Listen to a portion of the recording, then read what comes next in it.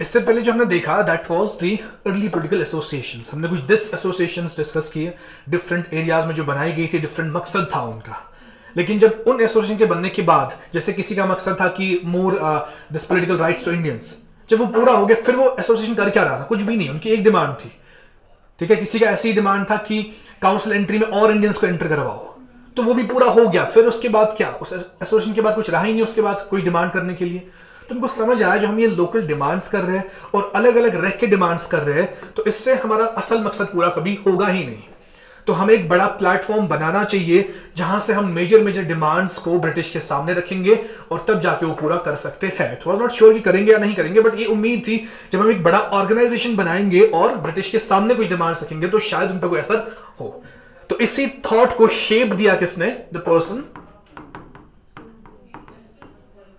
एओ Hume. क्या बताया था मैंने? एओ Elon Octavian Hume.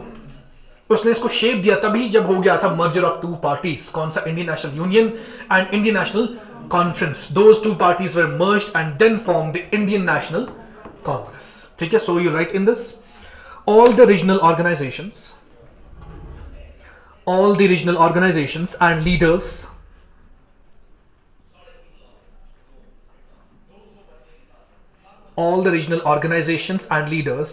realized in 1885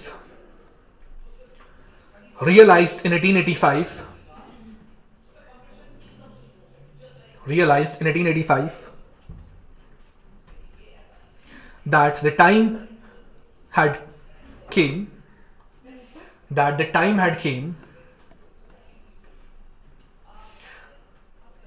came to create a common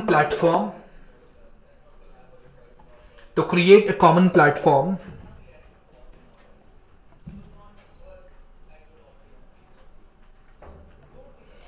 for political awareness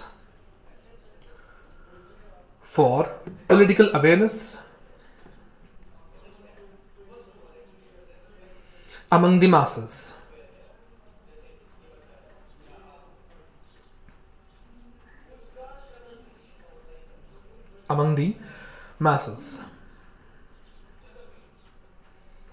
Next you write, however the idea of establishing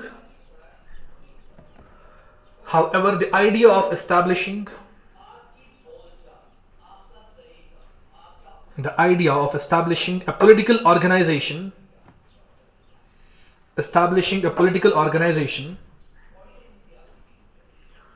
on pan-India scale,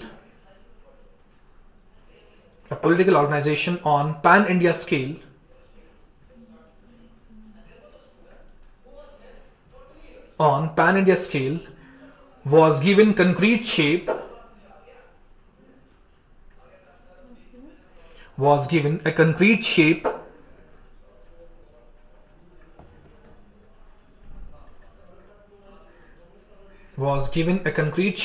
by a retired British civil servant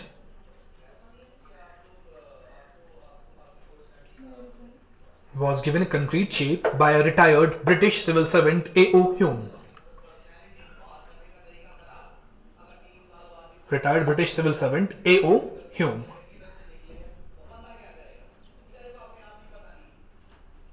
A.O. Hume.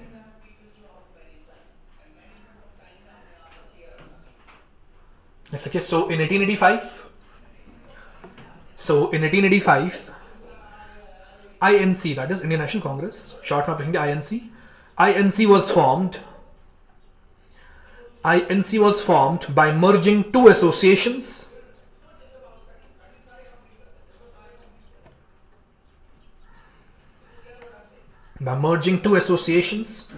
that is Indian National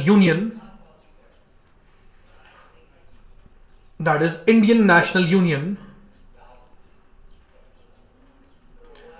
and Indian National Conference.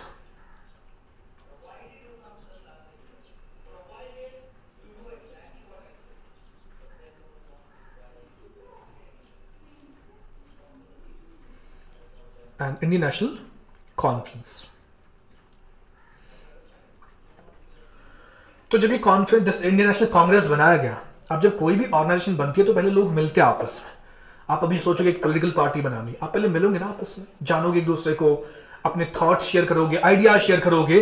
तो इन्होंने भी वैसे ही कुछ किया। दे held the first session जहां पे जो भी लाइक माइंडेड पीपल थे, जो तैयार थे इंडियन नेशनल कांग्रेस को बनाने के लिए, वो लाइक माइंडेड पीपल इनने डिसाइड किया दैट वी शुड मीट। ठीक है, सो पहले जो ने डिसाइड किया था, इनने ये डिसाइड किया कि हम पूना में मिलेंगे। ठीक है, in the state of Pune, थोड़ी स्टेट है महाराष्ट्र, वहां पे पुणे। तो इन्होंने डिसाइड किया we will meet at Pune, हम फर्स्ट सेशन करेंगे जहां पे हम सब लोग मिलेंगे और अपने कॉमन आइडियाज शेयर करेंगे। बट पुणे में वो सेशन हो नहीं पाया due to that the Pune was hit by plague. Plague जानते हो क्या होता है? प्लेग बीमारी, जैसे कोविड-19 था, जिसको भी जो भी बाहर जा रहा था उसको लग रहा था कोविड-19, वैसे plague. Plague is actually the biological disaster. तो प्लेग वहां फैला हुआ था पूना में, तो वहां पे कैंसिल हो गया, वहां पे हम फर्स्ट सेशन नहीं करेंगे। तो उस वजह से फिर जो सेशन हो गया, ये कहां पे हो गया? It was actually held in Bombay.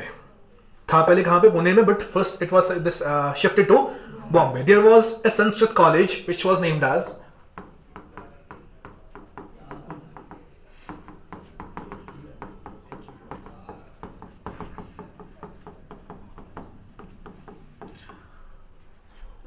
Gokuldas Tejpal Sanskrit college. कहां पे? बॉम्बे में।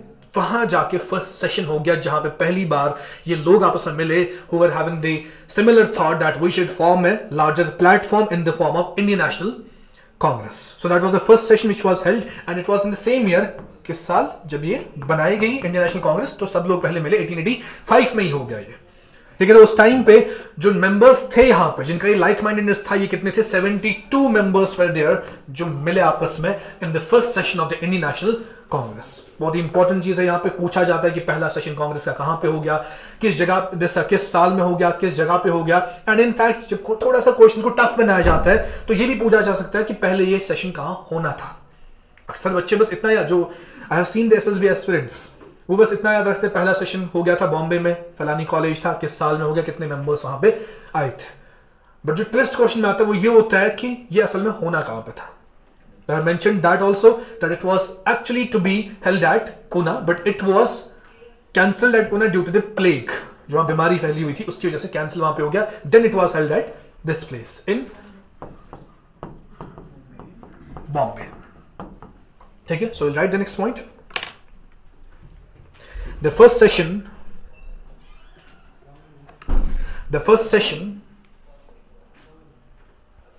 of INC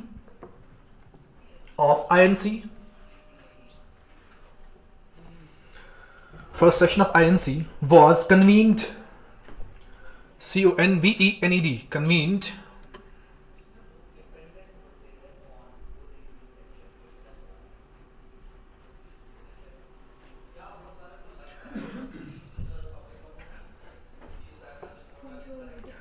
convened in Gokuldas Tejpal Sanskrit College, in Gokuldas Tejpal Sanskrit College at Bombay. Gokuldas Tejpal Sanskrit College at Bombay in 1885. In 1885. So you will mention this in brackets, इसके सामने. It was first to be held at, in brackets you'll mention, it was first to be held at, कहाँ पे होने वाला था? It was first to be held at, it was called as Pune at that point of time, not Pune. Pune आजकल बोलते हैं. It was POONA. हाँ, to be held at Pune, but it was cancelled due to, cancelled due to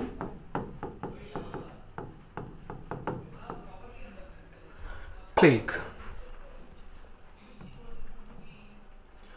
It was cancelled due to plague.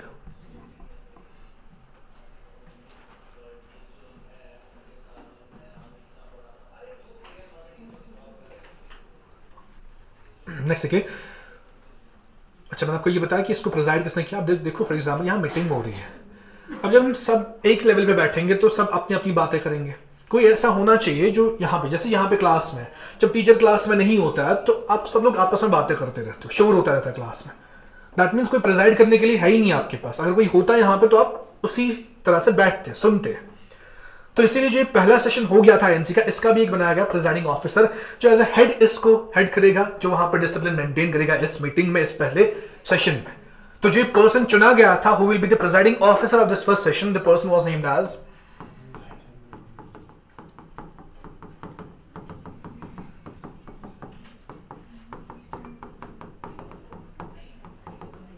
Umesh Chandra Banerjee. So he was the person who presided the first session of the Indian National Congress in the year 1885.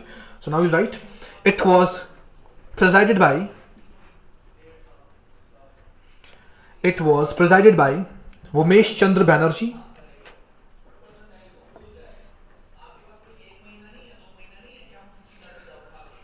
Umesh Chandra Banerjee,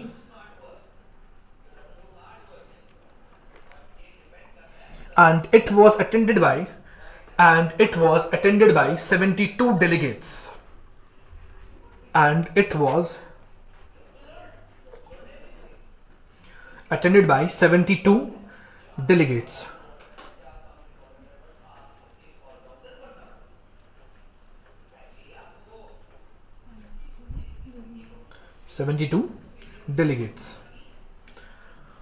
अब जब Indian National Congress बन गया तो different लोगों के different views थे कांग्रेस के बनने पे। और समझो कुछ लोग बोलते थे कि ए.ओ. ह्यूम ने जानबूझ के बनाया इंडियन नेशनल कांग्रेस ताकि जो एक रिवोल्ट 1857 रिवोल्ट हो गया था वैसा रिवोल्ट ना हो जाए, फिर से वैसा सप्रेशन ना हो जाए ब्रिटिश का, ताकि जो भी नाराजगी है हिंदुस्तानियों की वो इस प्लेटफॉर्म को बताए, फिर ये प्लेटफॉर्म हमसे ब्रिटिश से बात करेगा। ठीक है, कुछ लोग का ये मानना था ये एक ऐसा प्लेटफॉर्म है जहां पर ग्रीवेंसेस बताए जाएंगे एक अच्छे तरीके से, राइवलरी नहीं होगी वहां से। समझ रहे हो ना? तो इसमें जो सबसे बड़े जो इस थ्योरी के मानने वाले थे, जो ये ऐसा कुछ मानते थे, the person was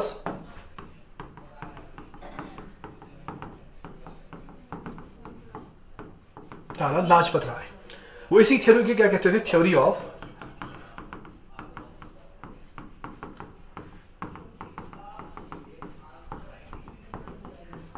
safety valve, theory of safety valve. ये कौन कहते थे? लाला लाजपत राय कहते थे कि ए.ओ. ह्यूम ने इसीलिए ऑर्गेनाइजेशन बनाई इंडियन नेशनल कांग्रेस ताकि जो भी ग्रीवेंसेस हिंदुस्तानियों के हो वो इस ऑर्गेनाइजेशन को बताए और ये ऑर्गेनाइजेशन हमसे बात करे। क्योंकि वैसे जब हिंदुस्तानी आते थे अपनी डिमांड्स लेके वो प्रोटेस्ट करने आते थे खिलाफ किसके? ब्रिटिश के। तो चाहते नहीं थे ऐसा कुछ हो जाए, तो इसीलिए इसको बोला एक सेफ्टी वाल्व है, यानी कि ब्रिटिश के लिए सेफ्टी के लिए, ब्रिटिश के लिए, ताकि हमला ना हो जाए हिंदुस्तान के लोगों से हम पे। ठीक है, ये कौन बोलते थे? लाला लाजपत। वो इसके प्रोपोनेंट थे इस थ्योरी के, इसी को हम कहते हैं famously theory of safety valve. लेकिन कुछ लोग ऐसे थे जो ऐसा नहीं मानते थे, वो कहते थे इनकी गलत फहमी है, ये किनकी? ब्रिटिश की गलत फहमी और ए.ओ. ह्यूम की गलत फहमी है कि उसने इस पार्टी को इसलिए बनाया। उनका क्या मानना था? हमने इसको सामने रखा है, पर्दे के पीछे हम कुछ और करेंगे। इंडियन नेशनल कांग्रेस को हमने सामने रखा है कि आपसे यही बात कर रहे हैं, लेकिन बैक ऑफ दी जो हमें कर्टेन करना है वो हम करेंगे। अब समझ लो। और उन लोगों ने क्या बोला इसी थ्योरी के बदले, ये हमारे लिए क्या है? Indian National Congress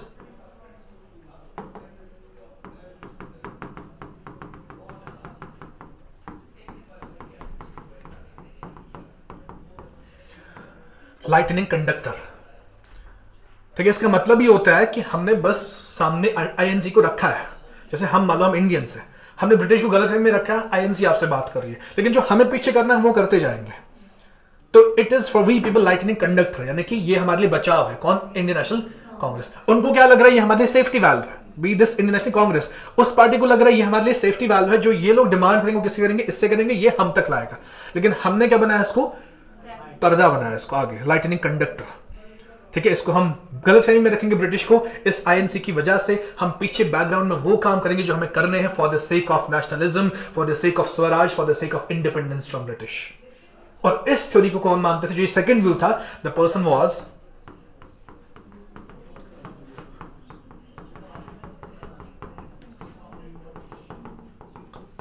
was Gopal Krishna Gokhale. तो सवाल यहां से भी बनते हैं, the theory of safety valve किसने दी और थ्योरी ऑफ लाइटनिंग कंडक्टर किसने दी? तो these are the two persons associated with the different views on the formation of Indian National Congress. तो कुछ लोगों का मानना था सेफ्टी वाल्व है ये, कुछ लोगों का मानना था ये हमारे लिए क्या? लाइटनिंग कंडक्टर है। इसको सामने रख के we have to do the actual activities for the sake of independence from the British. Clear हो गया? हेडिंग दो, theory of safety valve. You heading as theory of safety valve.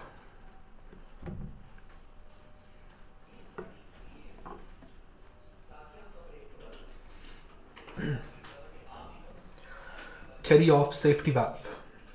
और ब्रैकेट्स में वहीं पे लिखना बाय लाला लाजपत राय. ऊपर ही हेडिंग में ब्रैकेट्स में आप दोगे by Lala Lajpat Rai.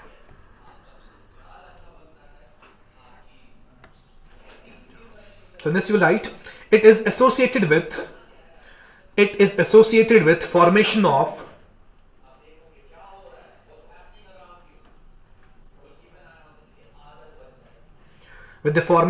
Indian National Congress. With the formation of Indian National Congress. Next one you will write, according to imperial point of view, according to imperial point of view, A.O. Hume facilitated imperial point of view, A.O. Hume facilitated Indian leaders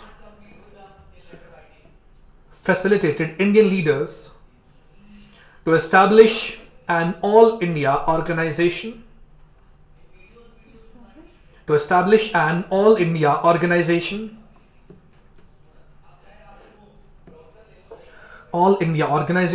in order to provide safe outlet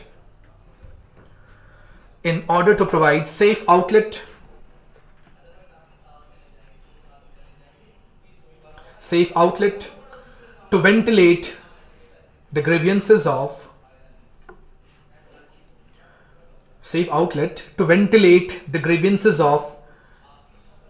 Indian masses.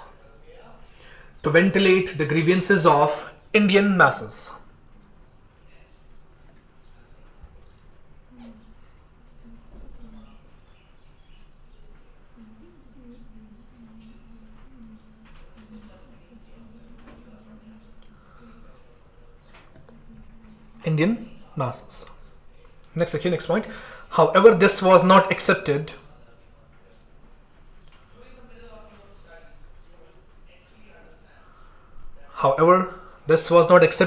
by nationalists.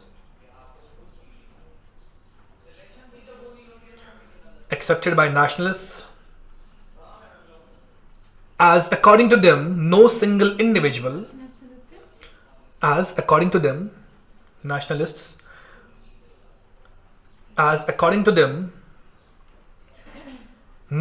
individual was responsible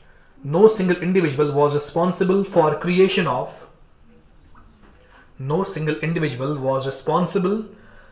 creation of INC, comma, in fact it was the result of early political organizations. It was the result of early political organizations in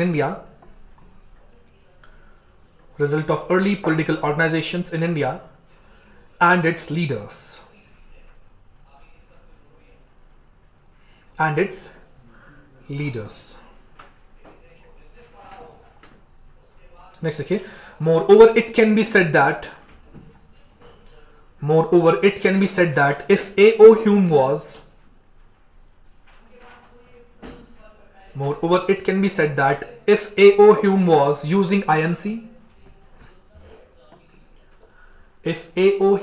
using INC, as safety valve,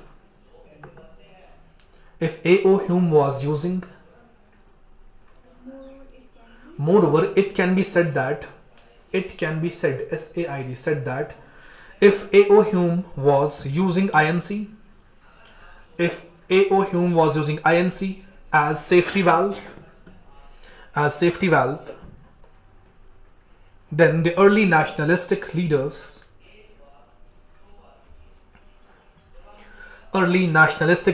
were using A.O. Hume. Then the early nationalistic leaders were using A.O. Hume. A.O. Hume as a lightning conductor.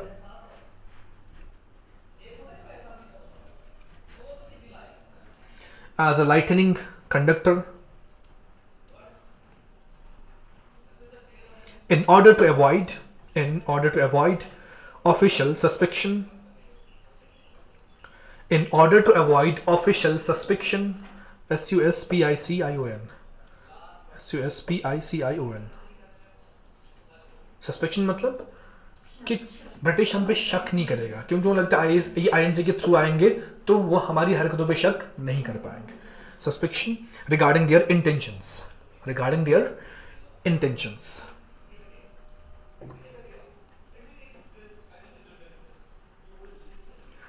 Regarding their intentions. Next लिखेंगे this theory of lightning conductor was given by. This theory of lightning conductor was given by Gopal Krishna Gokhale.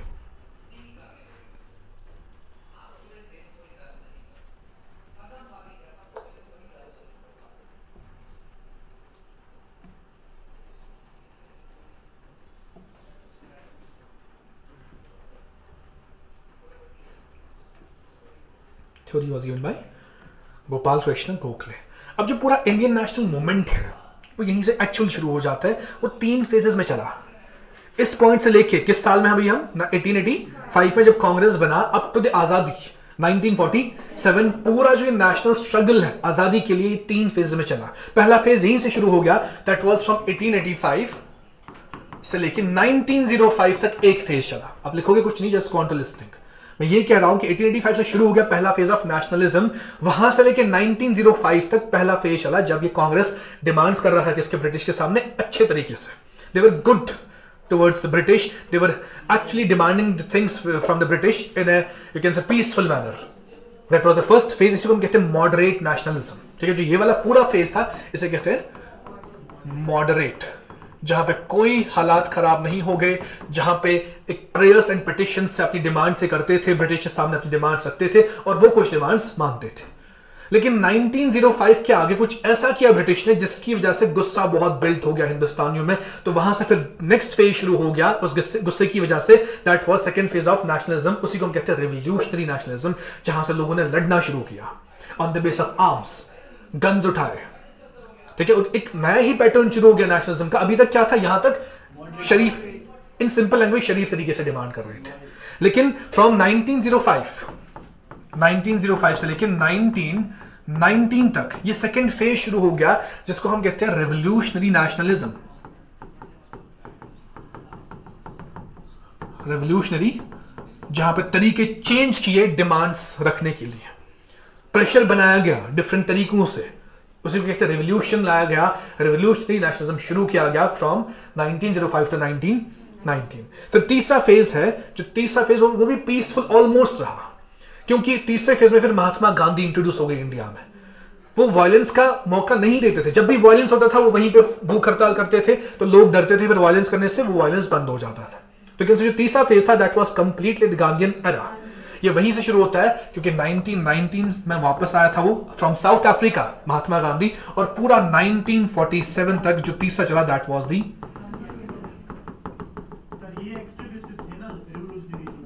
मैं वो सब बताऊंगा, ठीक है, हम सब पढ़ेंगे इसके बीच में. बस फेजेस बता रहा हूं नेशनलिज्म कैसे शुरू हो गया. पहला फेज था मॉडरेट फेज, जो शरीफों वाला फेज था. दूसरा था रेवोल्यूशनरी नेशनलिज्म, जहां पे कमीनापन शुरू हो गया नेशनलिज्म में. लोगों ने एक डिफरेंट मेथड्स यूज किए to actually demand something from the British. फिर तीसरा फेज गांधीयन फेज आ गया, जहां पे कमीनापन भी था लेकिन Gandhi was not actually supporting that. Gandhi एक फेज था, तभी उसको फादर ऑफ द नेशन कहते हैं. तो he was against the violence. वो हमेशा नॉन वायलेंस को प्रीच करते थे, तो जब भी ऐसा वायलेंस की बात आती थी वो उसके खिलाफ खड़े होते थे. That was the third phase from 1919 to 1947. अगर मैं आपसे पूछूं कि आजादी किसने दिलाई हिंदुस्तान को, what will you answer? Mahatma Gandhi. क्या उन्होंने आजादी दिलाई? तो किसने दिलाई? हाथ था सर इसका भी, तो लेकिन ऐसे नहीं बोल सकते कि किसी ने दिलाई. हाँ, तो बहुत सारे हैं सर. क्या गांधी का तरीका गलत था? सर ठीक था, तभी तो आजादी मिली सर. ठीक था. तो आप टोटल क्रेडिट गांधी को दे रहे हो ना, फिर तभी तो आजादी मिली. क्या जो आप कह रहे हो एक्सट्रीमिस्ट लीडर्स जो गन लेके लड़ रहे थे अपनी आजादी के लिए, क्या वो गलत थे?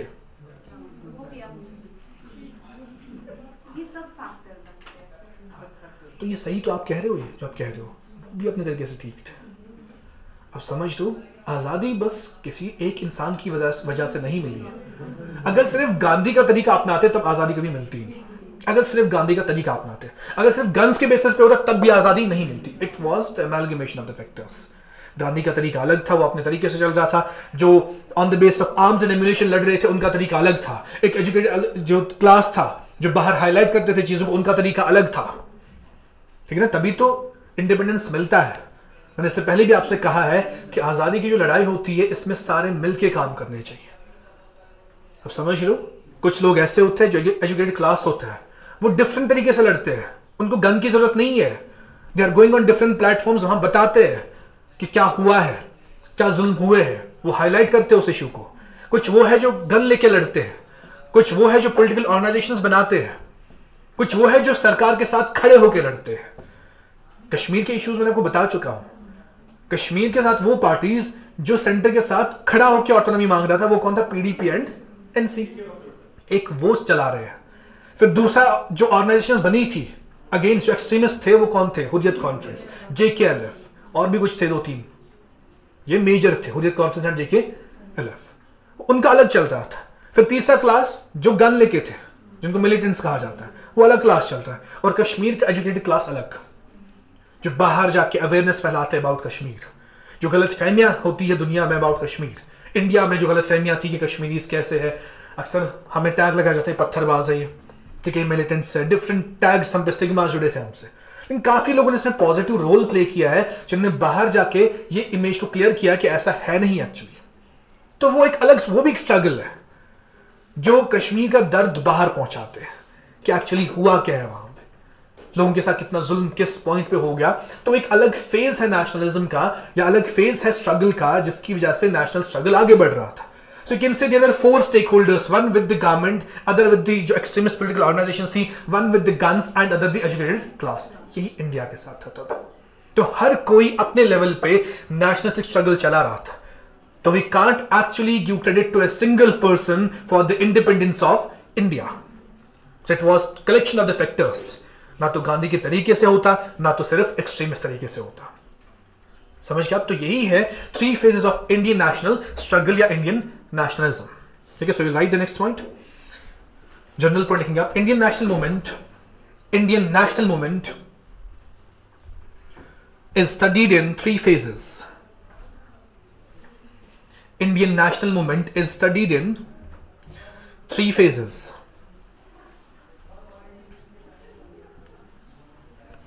Number 1, 3 phases। Number 1, first phase is the modern nationalism। First phase is the modern nationalism, which is from 1885 to 1905। Modern nationalism, which is from 1885 to 1905। 1885 to 1905। Brackets we will mention in this phase. In this phase, Congress was loyal. In this phase, Congress was loyal to the British Crown। In this phase, Congress was loyal to the British Crown। Then number 2, second phase is the revolutionary phase।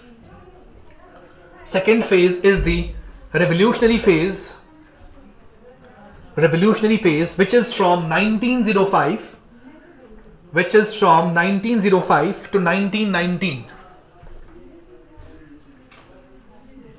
1905 to 1919। फिर तीसरा phase मैंने कौन सा कहा था? Gandhian era, जहां पे गांधी के तरीके से आगे बढ़े लोग। ठीक है, फिर number 3, third phase is the Gandhian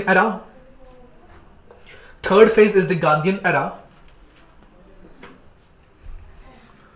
which is from 1919 to, third phase is the Gandhian era, which is from 1919 to 1947,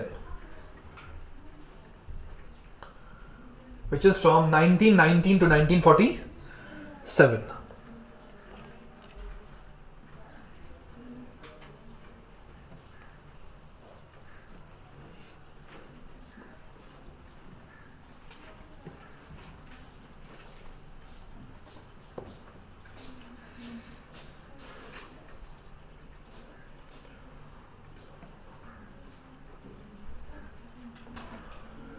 तो फिर शुरू हो गया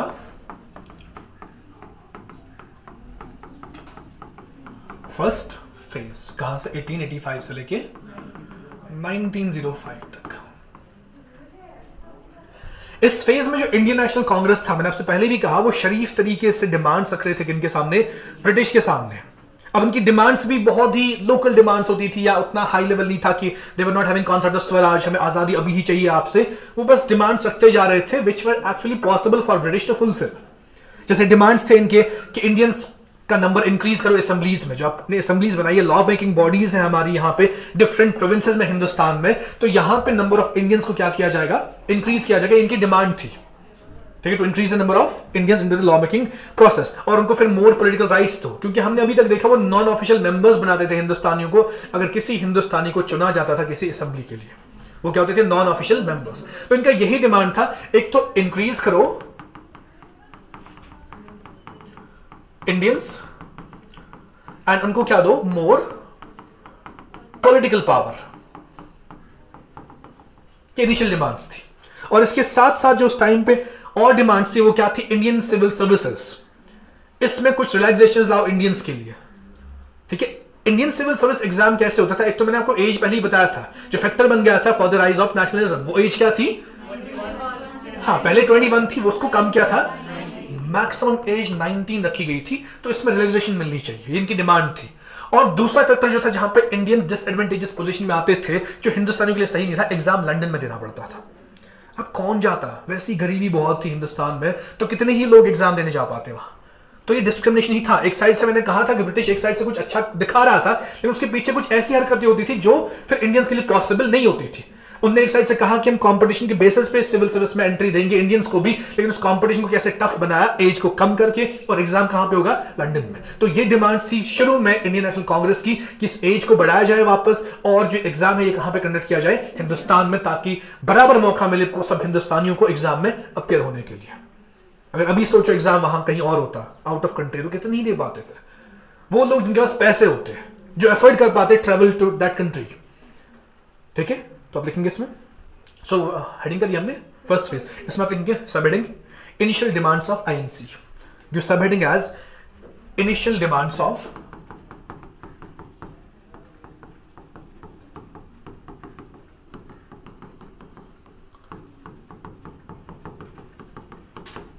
INC.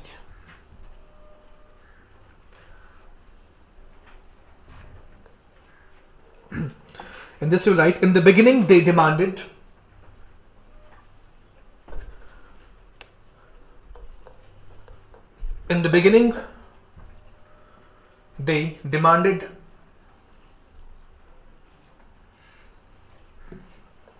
to increase the number of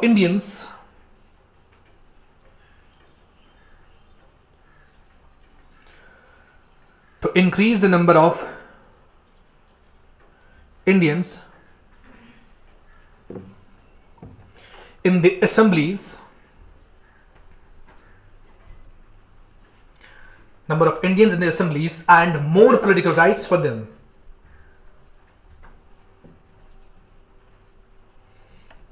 And more political rights for them. More political rights for them. Next we write, they also demanded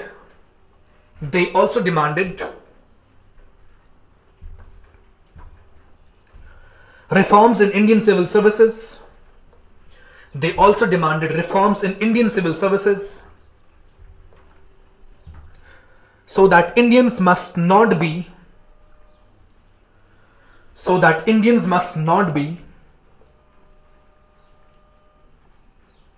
in disadvantageous position,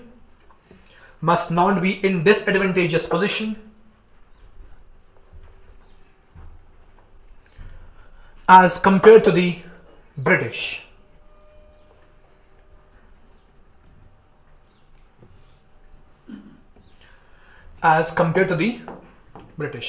अब इसके अलावा और क्या लोकल डिमांड्स थी इनकी, जो जिन पे पॉसिबिलिटी थी ब्रिटिश मानना चाहिए उन पे। जैसे ये कहते थे सेपरेट करो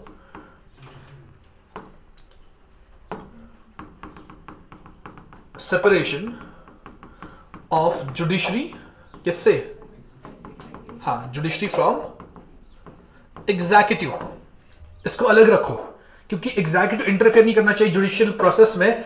इससे क्या हो जाएगा, जो आपका जो प्रोसेस ऑफ जस्टिस है वो कॉम्प्रोमाइज हो जाता है। कि अभी भी अगर ऐसा अभी भी हो रहा है तो तब भी जस्टिस कॉम्प्रोमाइज हो जाएगा। तो एग्जीक्यूटिव कोई भी लिंक नहीं रखना चाहिए जुडिशरी से। तो जुडिशरी अपना काम अलग करेगी और एग्जीक्यूटिव अपना काम अलग करेगी। ऐसी और क्या डिमांड थी इनकी, मोर पावर्स किनको, तो वो तुमने देख लिया, मोर पावर टू जो इंडियंस जिनको इंक्लूड करेंगे। यहां पे किनकी बात हो रही थी, तो लोकल बॉडीज। जैसे आजकल लोकल बॉडीज क्या, पंचायत, म्युनिसिपैलिटीज, जो उस टाइम पे लोकल बॉडीज इनने क्रिएट की थी, ये कह रहे थे उनको मोर पावर दो ताकि जो लोग हैं ग्रास रूट लेवल पे, जो गांव के लोग हैं, वो भी अपने लिए कुछ फैसला कर पाए।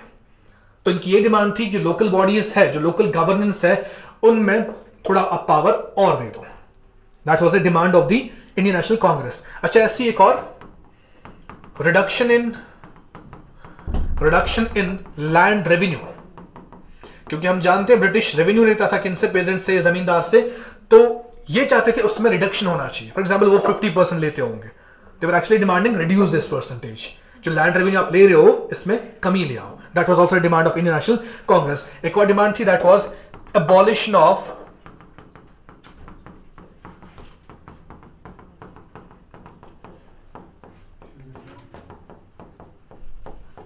Salt tax and sugar duty. उस टाइम पे हिंदुस्तानियों को टैक्स सॉल्ट को मैन्युफैक्चर करने के लिए टैक्स देना पड़ता था। जो भी हिंदुस्तानी क्या कर रहा था, सॉल्ट मैन्युफैक्चर, समंदर से ही निकलते हैं नमक, फिर उसको प्रोसेस करना पड़ता है ताकि वो यूज कर पाए हम। तो जो भी ऐसा कुछ करता था उसको टैक्स देना पड़ता था। अपने ही समंदर में अपना ही नमक निकाल के उसी पे खुद टैक्स देना पड़ता था हिंदुस्तानियों को। और ऐसी था शुगर के लिए, शुगर केन से शुगर निकलता है, तो जो भी शुगर प्रोड्यूस करता था उसको शुगर ड्यूटी देनी पड़ी, यानी कि पैसा देना पड़ता था एज ए टैक्स। तो इन्होंने यही डिमांड की, तो हमारा अपना प्रोडक्शन है यहाँ पे, इस पे क्यों टैक्स ले रहे हो आप। तो INC was demanding that it must be abolished, चाहे वो सॉल्ट पे हो या शुगर पे हो, दोनों पे जो आप टैक्सेस ले रहे हो ये आप क्या करो, खत्म करो, ये बंद करो।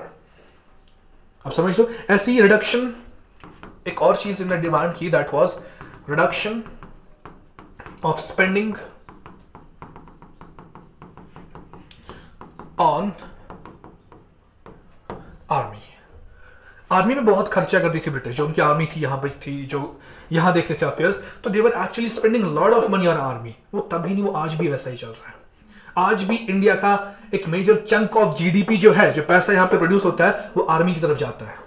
अब खुद देख तो यहाँ ही कितनी आर्मी है, most militarised zone of the world है कश्मीर, तो कितना पैसा उन पे खर्च होता है, सैलरीज, उनका खाना पीना, everything is being provided by army. So lot of money is being extracted from we people to spend on army. तो उस टाइम पे वही था, एक तो टैक्स ले रहे थे हिंदुस्तानियों से ही, फिर उसका भी मेजर पोर्शन किस पे खर्च होता था, आर्मी पे। तो कांग्रेस ने यही डिमांड की, जब आर्मी पे खर्चा कर रहे हो इसको कम करो, ठीक है। और कुछ राइट्स मांगे इंडियन नेशनल कांग्रेस ने, किनके लिए, इंडियंस के लिए। हमें यहां पे चाहिए freedom for speech and expression. हिंदुस्तानियों को के पास हक होना चाहिए कि वो खुले तरीके से बोल पाए, खुद को एक्सप्रेस कर पाए, ठीक है। एक और था, that was freedom to form associations. उस टाइम में ब्रिटिश अलाउ नहीं करती थी हिंदुस्तानियों को कोई एसोसिएशन बनाने के लिए। वो डर था उनको कि अगर इन्हें एसोसिएशन बनाया तो ये हमारे खिलाफ फिर खड़े हो जाएंगे। तो local Indians they were not allowed to form associations. अब एसोसिएशन कोई भी हो सकती है, हम अभी 5 लोग मिलेंगे यहाँ पे, कोई एसोसिएशन बनाएंगे बिजनेस करने के लिए, कुछ भी करने के लिए, तो but they were not being allowed by British. तो उस टाइम पे इंडियन नेशनल कांग्रेस ने ये भी डिमांड किया कि हिंदुस्तानियों को जो हक मिलना चाहिए वो क्या होना चाहिए, एक तो freedom of speech and expression, and that second was freedom to form association. आजकल कौन सा आर्टिकल में हिंदुस्तान के आइन के, हाँ क्या, ये आर्टिकल 19, आर्टिकल 19(1) ए, और ये आर्टिकल 19(1) सी, 19(1) सी है ये। अब समझ रहे हो। तो ये अब आजकल इंडियन कॉन्स्टिट्यूशन में है, लेकिन इनकी डिमांड इंडियन नेशनल कांग्रेस ने ब्रिटिश से उस जमाने में की थी, क्योंकि ये यहां पर हिंदुस्तानियों को ये हक नहीं मिले थे। तो ये सब इनिशियल डिमांड्स में आते जब कांग्रेस शरीफ तरीके से डिमांड कर रहा था किनसे, ब्रिटिश से, ठीक है। So next will write other demands included other demands included, तो पॉइंट्स में लिखेंगे आप क्या था ये। Number 1 other demands included, number 1 separation of judiciary, separation of judiciary from executive, separation of judiciary from executive. Second, more powers to local bodies. ये सब आप लिखो this all of the points. More power to local bodies. Third will be reduction in land revenue. Reduction in land revenue. Fourth will be abolition of salt tax and sugar duty. Abolition of salt tax and sugar duty.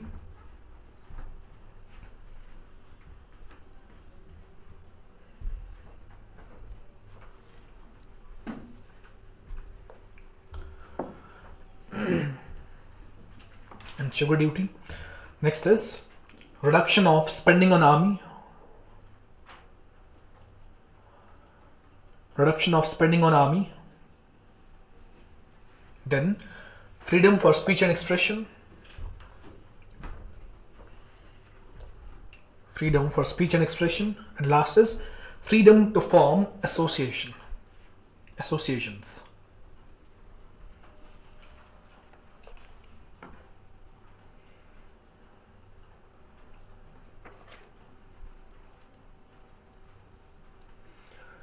Freedom to form associations.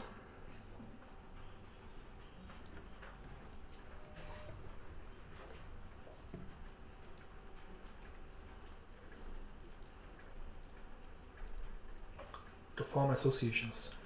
तो यही वाला phase था from 1885 to 1905। ये सब demands Congress ने रखे थे सामने किसके, ब्रिटिश के, और उनसे वो एक एक करके मनवा रहे थे वो डिमांड्स। अब ऐसा नहीं था कि ब्रिटिश ने सब उठा के मान लिए थे, ठीक है। जो ब्रिटिश को अपना फायदा दिख रहा था कि इसमें हमारा नुकसान नहीं है, वो डिमांड्स वो मानते थे।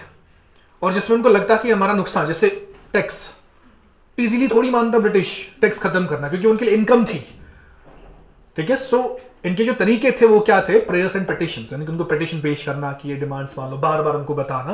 लेकिन कोई भी ऐसा you can say that violent तरीका उन्होंने नहीं चुना कभी भी अपनी डिमांड्स को मनवाने के लिए।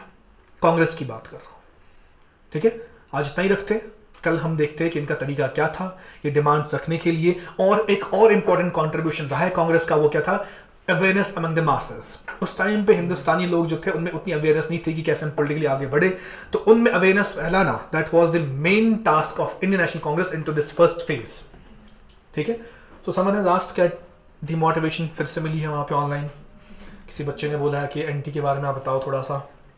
कल जो नोटिफिकेशन आई है, दैट इज द जो डिफरमेंट हो गया एंटी का, ठीक है। तो मैं पहले ही आपको बता चुका हूं that you should not be, you can say that getting demotivated from this thing. Anti जो भी नोटिफिकेशन अपडेट हुई है, रिक्रूटमेंट तो होनी ही है, चाहे 2 महीने बाद, 3 महीने बाद या 4 महीने बाद, it has to be there. So don't get demotivated from this thing.